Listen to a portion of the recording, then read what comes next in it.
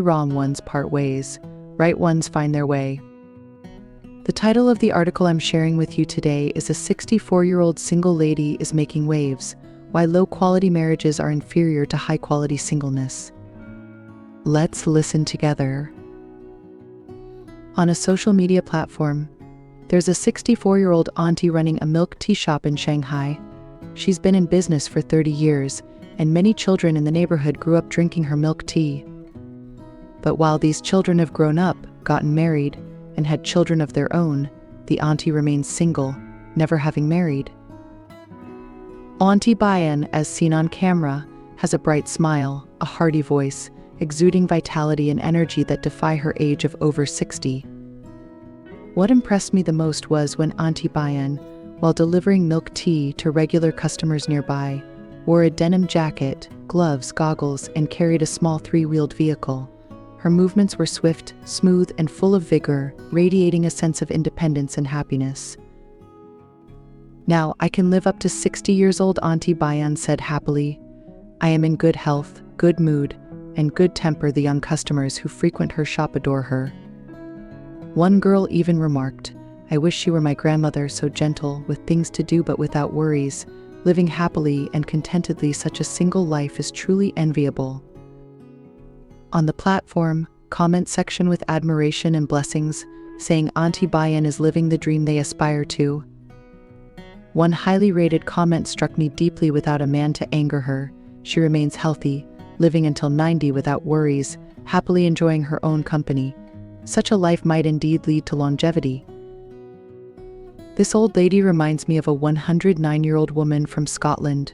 According to foreign media reports, this woman, named Jalyn, shared her secret to longevity, saying, "Eat more porridge and stay away from men. Men are too troublesome and not worth it." Jalyn has worked diligently all her life, briefly experiencing romance but never marrying.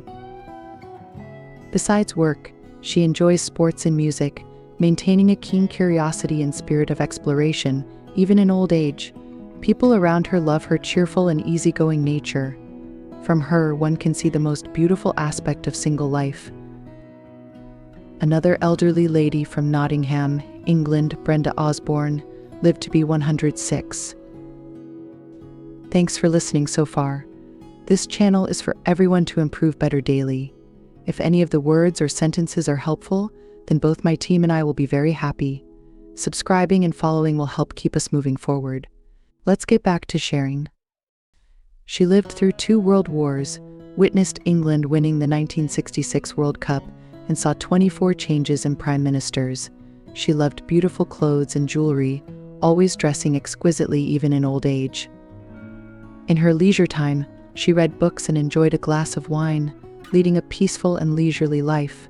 Brenda worked for nearly 33 years. On her 105th birthday, when asked about the secret to her longevity, she said, "The reason I've lived to this day in good health is because I've worked diligently and stayed away from men." This statement was more of a jest, as longevity isn't directly related to marriage but rather to one's state of being.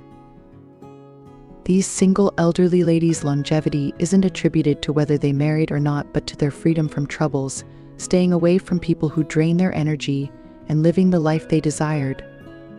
Their examples reaffirm the saying, low-quality marriages are inferior to high-quality singleness. Everyone enters marriage with beautiful expectations, but marriage isn't the end, it's the beginning. Research by Dr. Louis Wilbrock and Dr. James House of the University of Michigan shows that people in unhappy marriages have a 35% higher disease rate and shorter lifespans. Regardless of gender, an unhappy intimate relationship keeps individuals under constant stress, leading to physical and psychological ailments such as hypertension, heart disease, anxiety, and depression. In recent years, studies have also shown that marital happiness directly affects people's immune systems. Those in unhappy marriages have fewer natural killer cells in their bodies, making them more susceptible to cancer. The worst outcome of a low-quality marriage is that it can destroy a person entirely.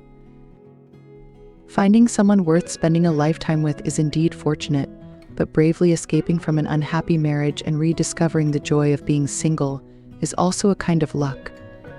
The scariest thing in the world isn't growing old alone, but growing old with someone who makes you lonely.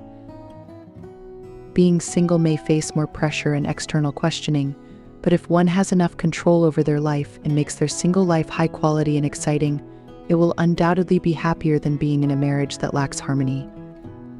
We come into this world not to fulfill specific tasks, but to understand life and please ourselves. Actually, whether married or single, it's a choice without distinction in quality. There's no such thing as better luck. When someone points fingers at you, telling you what you should or shouldn't do, remember to bravely counter, saying, "This is my life, and I have the right to choose." There's only one way to happiness, and that's to live life the way you want. That's all for today's sharing. Feel free to leave a comment telling me your thoughts. Don't forget to like and share with your friends. Looking forward to meeting you.